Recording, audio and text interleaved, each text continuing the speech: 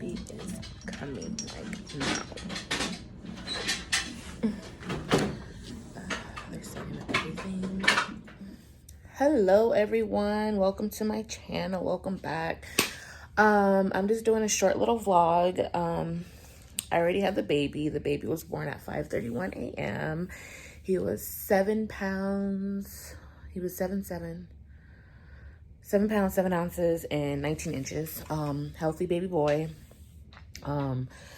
I try to wait for the dad because only one of the dads was able to make it to come out here. So the other dad is not coming until the birth certificate arrives and he's able to get his visa. Then he'll fly out here, stay out here for a week or so, and then they'll fly back together. So I was trying so hard to wait for the dad to get here. He has he rented out a house, so he has the house out here for 3 months, and pretty much he was waiting for his Uber to come, but with everything going on, the whole pandemic thing, like, Ubers take forever to get here. So, I was waiting because it's like this whole pregnancy, I didn't have no contractions, no Braxton Hicks. I did have it last week, like 2 days before my last appointment, and it literally lasted 5 minutes. It was nothing for me to like want to go to the hospital about. It wasn't dying or anything like that. It did hurt. Like I said, it didn't last that long, other than 5 minutes, and that was the only time during my pregnancy that I felt any type of pain or contractions or anything like that. So the whole thing, how it started with me, with pretty much because I was induced with this pregnancy, I had my appointment yesterday, and pretty much it was my weekly appointment where they do an ultrasound, and then after the ultrasound they have me sit for 20 minutes and they have this monitor on my stomach, and they pretty much check my contractions. And then after that, then I go see my OB/GYN. So when I was on the monitor, the doctor came in and she was just like, so how are those contractions feeling? And I'm just like, what contractions? Like, I don't feel anything. And then she was like, you're contracting every 3 to 5 minutes. She was like, how far along are you? And I pretty much told her I was 39 weeks in 1 day. And she pretty much was saying that with me being a surrogate and doing IVF, that normally surrogates don't go to full term, that they normally like to induce them.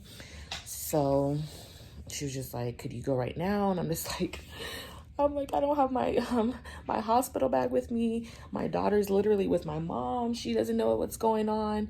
My OB/GYN office is in the same vicinity or the same building or whatever as the hospital. So it's like literally I just walk over. So, but I was like, give me an hour. I was like, let me get my daughter situated because my mom's gonna be at the hospital. And with the whole COVID-19 thing, you can't have, kids and everything like that in the room, obviously. So it's just, my mom and then the attendant parent. So I was like, give me an hour. I'll be back. Let me get my bag. Let me get my kids situated. Let me get all this situated and I'll be back. So they're like, that's fine. So pretty much that's what I did. After they checked to see if I was dilated, and they said I was 3 centimeters dilated when I went to the OB appointment after the contraction, after they did the contractions and read that. And then when I came to the hospital, she was just like, you're not even 1 centimeter dilated. She was like, I don't know what your OB was telling you, but, I do see the contractions, but you definitely are not dilated at all. And that just made me like really discouraged because I'm just like, oh my God, I'm going to be sitting here forever, which I kind of did because I made it yesterday, which was Thursday. Today is Friday.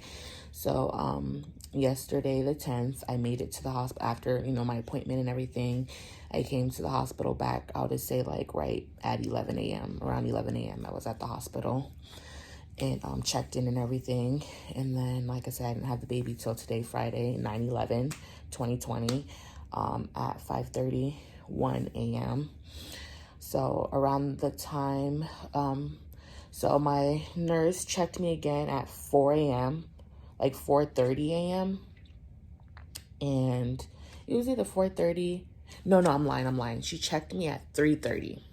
She checked me at 3:30 to see if I was dilated even more. Like pretty much since the time I checked in, every 4 hours they checked to see if I'm dilating.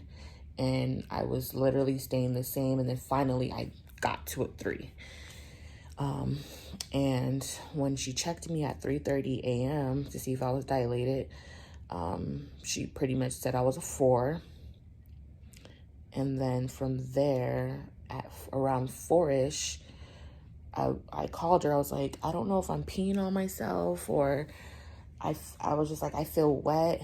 And I was just like, I don't know what's going on, but I was like, could you just please check me? I was just like, I feel like I'm peeing on myself. And then she was like, your water broke. And I was like, oh my God. And then once I started to realize it, I started contracting, and I started to be like, oh God, like, I started to feel all the pain and everything once I got up, because I was like, I felt like I needed to go pee, but it was weird because it was just water gushing out. But yeah, so that's kind of how it started. And then from there, I just kept contracting more and more. And I was just like, please get the epidural. I was like, get the epidural like now. I was like, please. I was like, this whole time I didn't feel no pain. And now I'm starting to feel this pain. And I ain't used to it right now. I was like, I haven't felt this in 4 years since my last kid.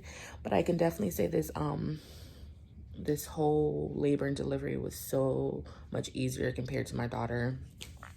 So much easier. Like, I didn't feel no contractions the whole time, thank God, because they were like, you're contracting every 1 to 2 minutes and you don't feel this. I didn't feel any pain until the part of me needing to go into labor.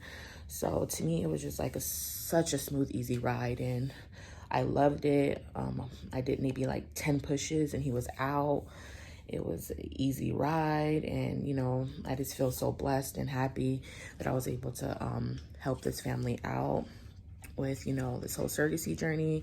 The dad, after the baby was born, like literally he came as they were like wiping the baby down and everything like that, so he just like missed it by like 5 minutes, but once I already had the baby out, they were cleaning him and pushing, cleaning the baby and everything like that. And I was just like, come in the room, come see your baby, come see your baby, and he was so happy. And then after all that, I ended up taking a nap. They end up, I stayed, after you deliver the baby, you stay in labor and delivery for like 2 hours. And then after 2 hours, they bring you up to the postpartum room. And they gave me this medicine to pretty much, because I was feeling so sore down there. So they pretty much gave me this medicine to knock me out. I was asleep. He came up here maybe an hour ago. So like I said, it's 11 right now. It's 11 a.m. now. So he was up here around 10 just to check on me. The baby went to the nursery. So he has the baby over there. And he just came and was just like, thank you so much for doing this for us. And, we talked a little bit. I asked him if, if they plan on having more kids or plan on doing this again. And he says, most definitely. He says, of course not right now. He says, like, they want to wait at least 1 year and then try again for another one.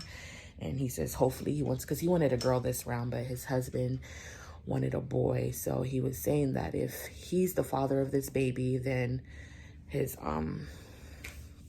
husband's gonna want a boy again.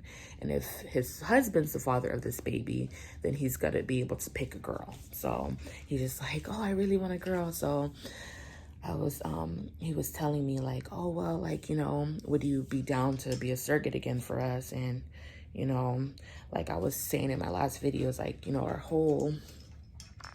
we weren't really on a close level, like how I wanted to be, but, with him just even asking and just being, it just seemed like, I was like, yeah, why not?